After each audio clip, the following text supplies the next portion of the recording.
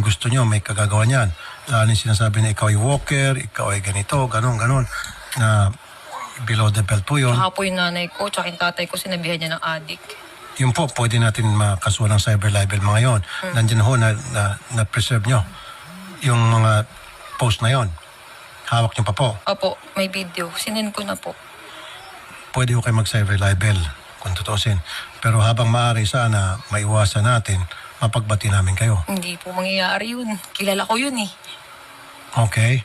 So, at least kayo po yung nakapagsalita na sa amin. Pag siya'y pumunta rito, alam na namin kung anong gagawin. Siya nga pala, kanina pala, malala ko, yung lawyer po ni Boy Tapang gusto ata makipag-usap off-air.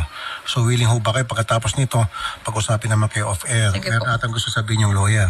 Siyempre, yung lawyer siguro, alam niya na pwede ka mag-cyber libel doon sa mga sinasabi mo. Pero ikaw ba walang sinasabi masasama kay Boy Tapang?